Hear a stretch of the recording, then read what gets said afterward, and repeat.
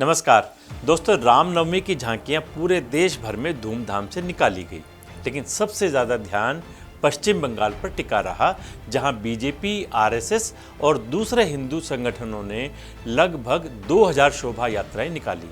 हजारों लोगों ने हिस्सा लिया, सड़कें पूरी तरह भगवामय हो गई। राज्य में होने वाले विधानसभा चुनाव से पहले ये तस्वीरें बीजेपी के लिए आशा की किरण हैं, सुखद हैं।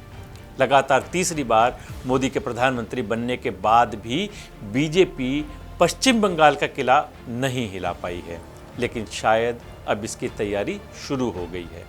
अगले साल होने वाले विधानसभा चुनाव में जीत का परचम लहराने के लिए एजेंडा सेट किया जा रहा है। ये ममता के सियासी दुर्ग में बीजेपी द्वारा राजनीतिक बेस को बनाने की पहली एक्सरसाइज है। रामनवमी के जुलूस में राम के नाम पर बंगाल को फतह करने की स्ट्रेटेजी साफ साफ दिखाई दी। बीजेपी की अग्निमित्रा पॉल ने तलवार के साथ जय श्री राम का नारा लगाकर कहा, शोभा यात्रा के लिए हम किसी परमिशन के मोहताज नहीं हैं, सिर्फ पुलिस को सूचना देनी है। राम शोभा यात्रा धूमधाम से निकालिए, कोई पुलिस प्रशासन दिक्कत करे तो दीदी भाई को फ़ोन कर दीजिए। बीजेपी के अर्जुन सिंह ने ममता बनर्जी पर सनातनियों का अपमान करने का आरोप लगाया। रामनवमी पर बीजेपी और हिंदू संगठनों ने शोभा यात्रा निकालकर राजनीतिक संकेत पूरी तरह से साफ और स्पष्ट कर दिए हैं कि आने वाले पश्चिम बंगाल विधानसभा चुनाव में उनका एजेंडा क्या होगा। पिछले कई सालों से रामनवमी का त्यौहार राजनीति का हथियार बना हुआ है। बीजेपी से बखूबी इस्तेमाल करना जानती है, लेकिन इस बार इस विवाद में सियासी शोर है। मालदा के मोथाबाड़ी में बवाल हुआ था। बीजेपी ममता सरकार पर वार कर रही है।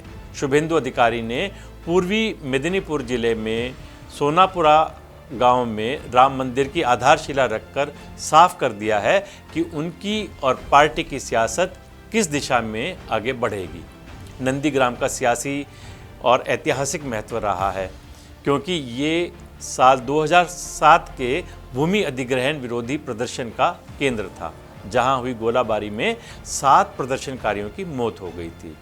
जय श्री राम के गूंजते नारों के बीच भगवा वस्त्र पहने बीजेपी विधायक शुभेंदु अधिकारी ने शहीद मीनार से सोनाचूरा में प्रस्तावित मंदिर स्थल तक एक रैली का नेतृत्व किया।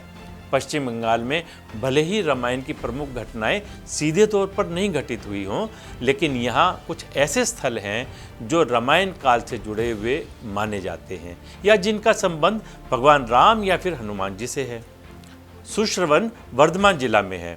माना जाता है कि ये स्थान सुग्रीव के भाई बाली द्वारा शासित था। कुछ मान्यताओं के अनुसार राम और सुग्रीव के बीच गठबंधन का संदर्भ यहाँ मिलता है। इसके अलावा गंधेश्वरी मंदिर बांकुड़ा जिला में स्थित है। ये स्थान गंधमादन पर्वत से जुड़ा हुआ माना जाता है, जहाँ से हनुमान जी संजीवनी बूटी लाने निकले थे। यहाँ एक प्राचीन गंधेश्वरी देवी मंदिर है और हनुमान जी की पूजा भी होती है। इसके अलावा गिरिधारीपुर वीरभूम जिला में है। एक किंवदंती है कि राम यहाँ वनवास काल में कुछ समय के लिए ठहरे थे। बीजेपी जिस तरह से ममता बनर्जी को हिंदुत्व के मुद्दे पर घेरने में जुटी है और भगवान राम के नाम पर सियासी बिसात बिछानी शुरू की है, उसके जवाब में ममता बनर्जी बंगाल की अस्मिता का मुद्दा बना सकती हैं।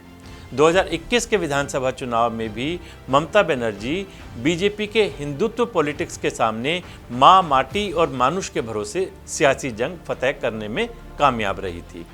बीजेपी 2026 के चुनाव में जिस तरह हिंदुत्व के मुद्दे को धार देने में जुटी है, उसके चलते माना जा रहा है कि ममता बनर्जी फिर से पुराने बंगाल अस्मिता वाले हथियार को इस्तेमाल कर सकती है।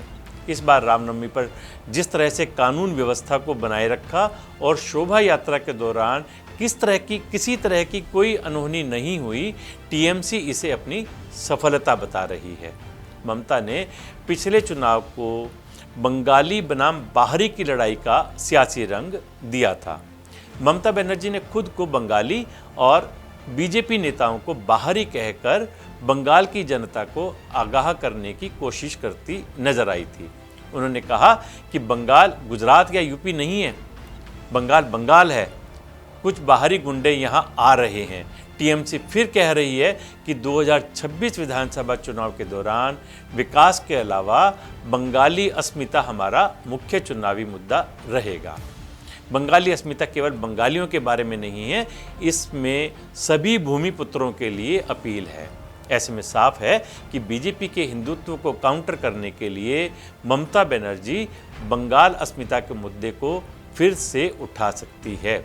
लेकिन ये बात तय है कि एक के बाद एक चुनाव जीतने के बाद बीजेपी के हौसले बुलंद हैं और बीजेपी अपनी पूरी ताकत के साथ पश्चिम बंगाल का किला फतेह करने की तैयारी में जुट गई है।